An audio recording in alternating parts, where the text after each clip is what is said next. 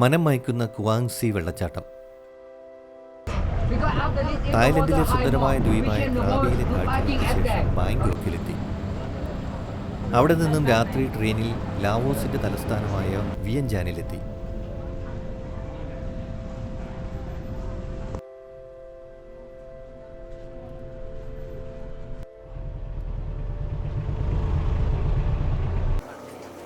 തുടർന്നുള്ള യാത്രകൾക്ക് കൃത്യമായ പ്ലാനുകളൊന്നും ഇല്ലാത്തതിനാൽ അല്പം അകലെ ലാവോസിന്റെ പുരാതന നഗരമായ ലുവാങ് പ്രഭാങ്ങിലേക്ക് പോകാമെന്ന് തീരുമാനിച്ചു.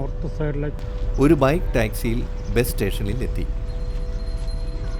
അങ്ങോട്ടേക്ക് പോകുന്ന ഒരു വാനിൽ ടിക്കറ്റ് ഉറപ്പിച്ചു.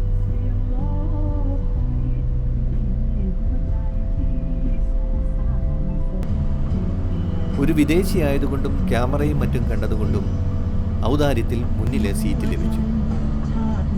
ഗ്രാമീണ റോഡിലൂടെ 11 മണിക്കൂർ യാത്ര ചെയ്താണ് ലുവാങ് പ്രഭാങ്ങിൽ എത്തിയത്. യാത്രയിൽ മിക്കയിടങ്ങളിലും ചൈനയുടെ സഹായത്താൽ റോഡ് പണി നടക്കുന്നുണ്ട്. പക്ഷേ യാത്രയിൽ ഇടയ്ക്കിടെ വിശ്രമിച്ചും ഗ്രാമീണ മാർക്കറ്റുകളിൽ നിന്നും ലോക്കൽ ഭക്ഷണമൊക്കെ കഴിച്ചുമുള്ള യാത്ര മറക്കാവുന്നതല്ല. രാത്രിയിലാണ് പട്ടണത്തിലെത്തിയത്. ശനിയാഴ്ച ആയതുകൊണ്ട് ഒരുപാട് കഷ്ടപ്പെട്ടിട്ടാണ് ഒരു പൊതു സംഘടിപ്പിച്ചത്. എവിടെയും ആഘോഷങ്ങളുടെ രാവുകളായിരുന്നു. പിറ്റേന്ന് പ്രഭാതത്തിൽ തന്നെ എന്നെ ഏറെ മോഹിപ്പിച്ച ആ വെള്ളച്ചാട്ടം കാണാൻ ടൗണിലേക്ക് നടന്നു.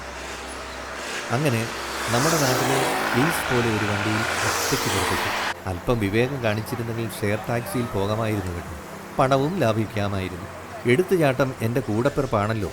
പോകുന്ന വഴിയിൽ ഒരു ആന പരിപാലന കേന്ദ്രം, വയലിൻ്റെ നടുവിൽ റിസോർട്ടുകൾ, അങ്ങനെ കാഴ്ചകൾ പലതും കാണാൻ കഴിയും. തിരികെ വരുമ്പോൾ നിർത്താം എന്ന് ഞങ്ങളുടെ ഡ്രൈവർ പറഞ്ഞു. എന്നാൽ അങ്ങനെ ആയിക്കോട്ടെ എന്ന് ഞാനും.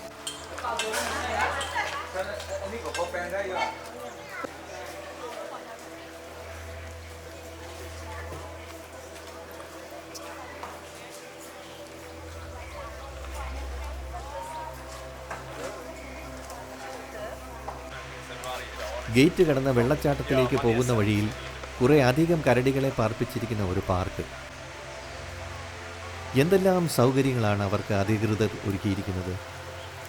കുറേ നേരം അവരുടെ വികൃതികൾ കണ്ടതിനു ശേഷം വെള്ളച്ചാട്ടത്തിലേക്ക് നടന്നു.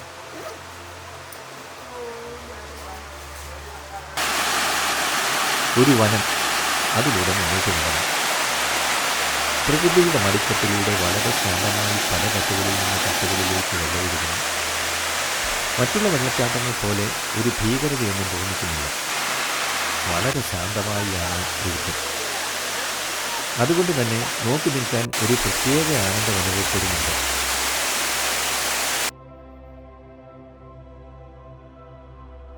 ശരിക്കും ആസ്വദിച്ചുകൊണ്ട് തന്നെ സുരക്ഷിതമായി ഫോട്ടോ എടുക്കാം. വെള്ളം തെറിച്ച് വീഴുമെന്ന് പേടിക്കേണ്ടതില്ല. എല്ലാം കൊണ്ട് ശാന്തമായ ഒഴുക്ക്. ധാരാളം ആളുകൾ സന്ദർശകരായിട്ടുണ്ട്. മിക്കവാറും എല്ലാവരും വിദേശികളാണ്. ഇവിടെ ചിലയിടങ്ങളിൽ കുളിക്കുവാൻ അനുവാദമുണ്ട്.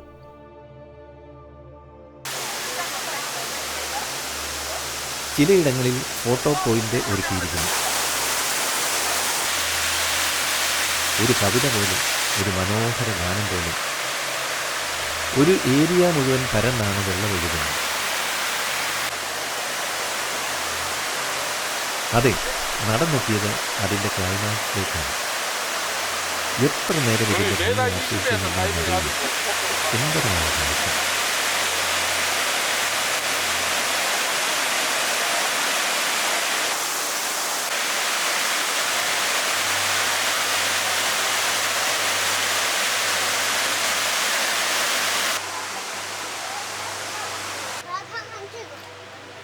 തിരികെ ഗേറ്റിലേക്ക് നടന്നപ്പോൾ അവിടെയും ബെയർ പാർക്കിൻ്റെ മറ്റൊരു വശത്ത് എത്തി.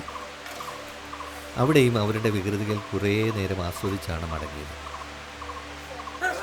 ഇവിടെ എത്തിയപ്പോഴാണ് പുറത്തെ കാഴ്ചകൾ ശ്രദ്ധിച്ചത്. ചുട്ട മാംസത്തിൻ്റെ മനം മയക്കുന്ന മണം വല്ലാതെ ലഹരി പിടിപ്പിക്കുന്നത് തന്നെയാണ്. 2-3 ഐറ്റംസ് പരീക്ഷിച്ചു. ഇത് എഴുതുമ്പോഴും ആ രുചി മനസ്സിൽ അങ്ങനെ വിളയാടുന്നു. മടക്കയാത്രയിൽ മുമ്പ് കണ്ട ആന പരിശീലന കേന്ദ്രത്തിൽ കയറി. കുറേ ഫോട്ടോകൾ എടുത്തു. ഈ കാഴ്ചയാണ് എന്നെ വല്ലാതെ അതിശയിപ്പിച്ചത്. ഒരു കുട്ടനാടൻ പ്രദേശത്തെ പോലെ ഒരു നെൽപ്പാടം, അതിനെ ടൂറിസത്തിനു വേണ്ടി എങ്ങനെ മാറ്റിയെന്ന ആ മാനേജ്മെൻറ്റിനെ എത്ര പ്രശംസിച്ചാലും മതിയാകുകയില്ല. അതും തുച്ഛമായ ചിലവിൽ. ഈ വഴി പോകുന്ന ടൂറിസ്റ്റുകളിൽ മിക്കവരും ഇത് അല്ലെങ്കിൽ മറ്റൊന്നിൽ കയറി വിശ്രമിച്ചാണ് യാത്ര തുടരുന്നത്.